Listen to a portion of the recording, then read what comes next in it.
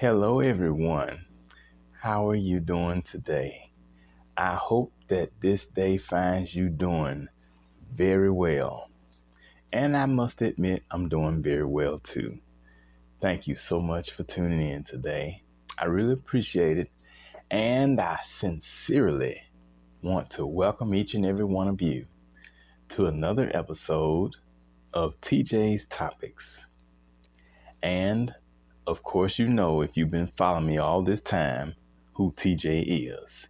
It's me.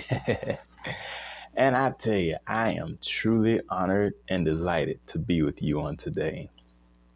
I consider it a joy and honor as well as a privilege just to be able to come into your presence on any given occasion.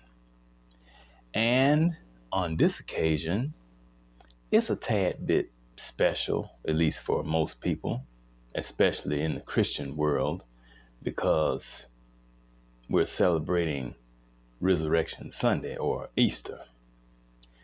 But that's actually what I want to talk about for a few minutes today. Now, by the time you see this, Easter will be over with, most likely. But, I'm going to be honest with you. Easter is just not the same anymore, especially since I learned the truth about it. I mean, it's just not all that it was once cracked up to be. Pun intended, because we used to crack our Easter eggs so we could get them out of the shell and eat them, the boiled eggs. But what I want to say is Easter brings out the worst in people. That's my topic for today. Easter brings out the worst in people. And why would I say that? Well, let me just take you back a little bit. It goes back to Easter Sunday of 2004. And at the time, I was still in church with my parents. Now, mind you, I always looked forward to Easter. It was a time of renewal and refreshing, and oh my goodness, it was a season of rebirth, new beginning and new hope, new dreams, and oh man, new clothes, new shoes, new haircut. Always looked forward to Easter. We had such a marvelous time back in those days. Good food and good fun, fellowship, family. It was fabulous. But about 20 years ago, I began to notice that Easter is not all that it was made out to be. And part of it has to do with the fact that, well, from my experience, it seems as if people's attitudes are different around this time of the year when this season and particularly this holiday rolls around. It's like people have these old finicky attitudes, especially Christians. I don't know why that is, but you can go to a lot of different churches on Easter Sunday, and it's like there's this big putting on of a show of sorts. This this big old production. It's a fashion show, of course, and everybody wants to be seen and heard. And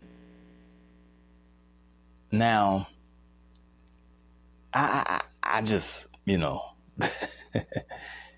and some people, they get the big head on Easter too. And this is what I've seen in the past. Some folk, they get beside themselves.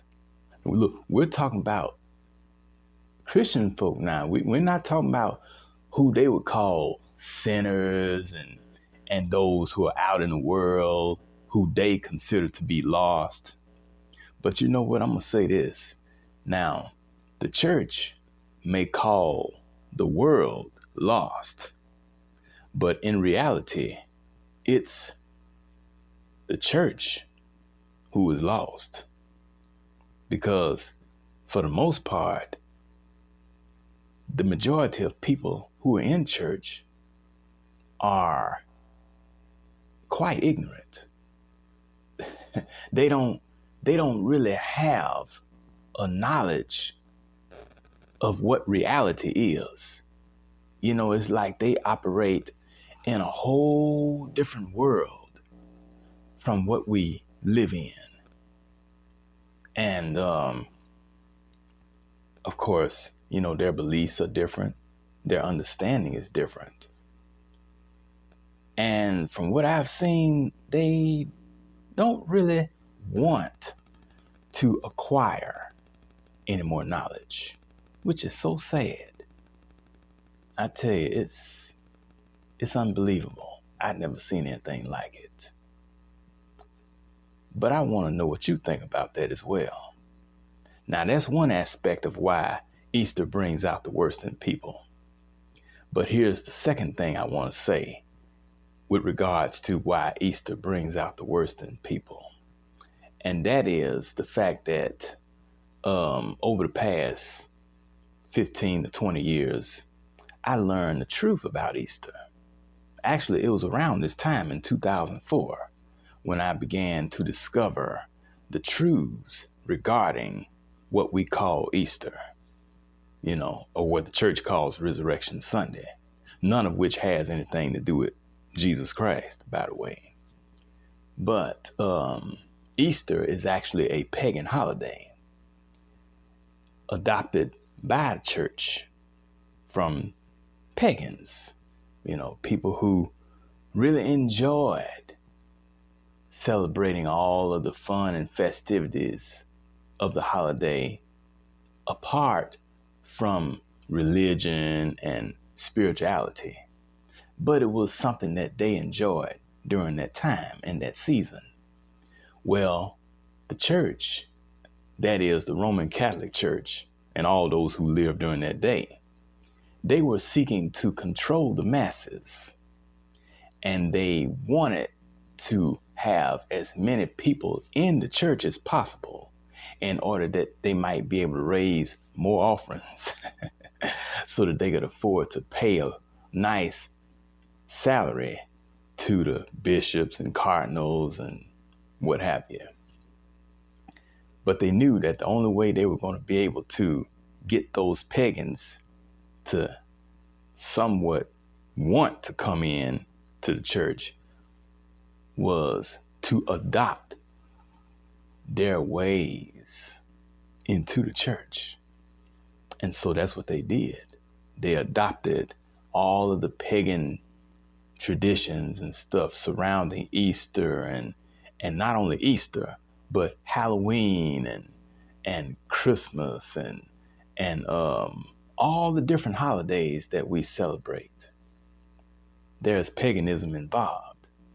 And so it was adopted into the church by those people, the Romans. But now the Romans, they couldn't say much because they were observing a lot of pagan customs themselves.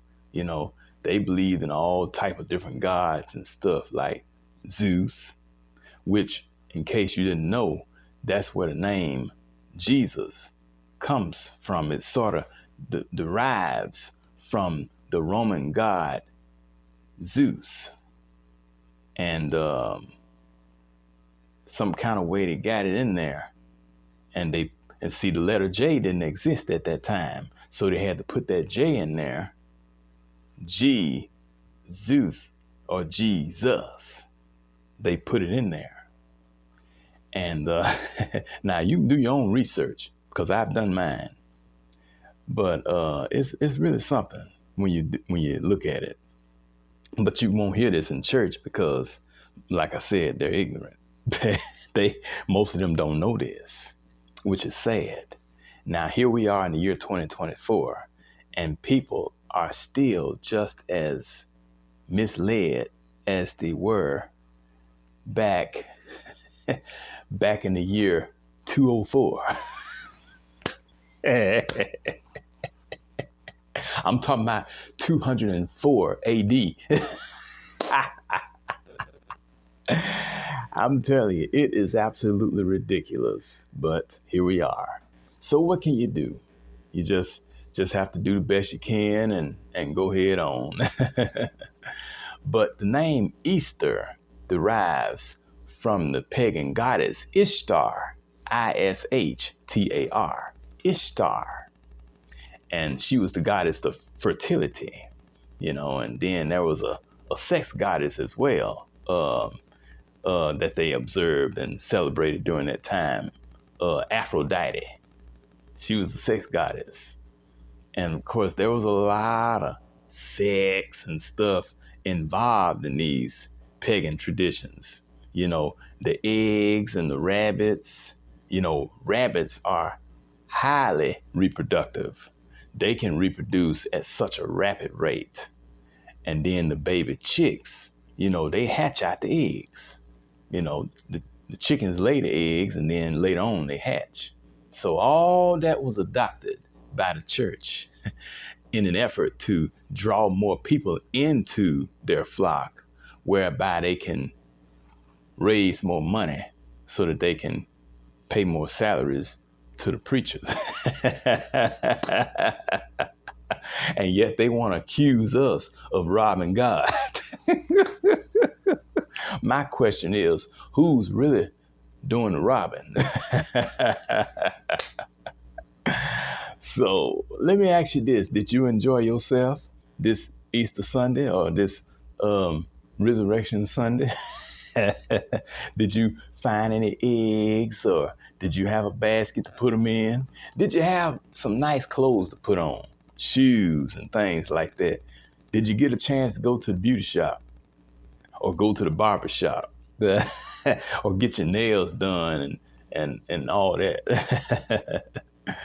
Well, whatever you did or whatever you didn't do, don't feel bad. And whatever you do, don't feel guilty, because that's what they want you to do. They want to make you feel bad about yourself. I'm talking about the church. But you don't have to. Just continue to lift your head up and put a smile on your face and be happy, knowing who you are, who you were made to be, and just walk in your integrity. And I promise you, everything will be all right. So on that note, I want to say thank you very much for tuning in to another episode of TJ's Topics. I really do appreciate it. And be sure to join me again next time when I have something else of interest to talk about. Something enlightening, empowering, educational, and you already know it, entertaining. So until then, this is Taryn Jerome Harris, reminding you that every round goes higher and higher. Look forward to seeing you again on the next go round. I'll talk to you later. Bye-bye.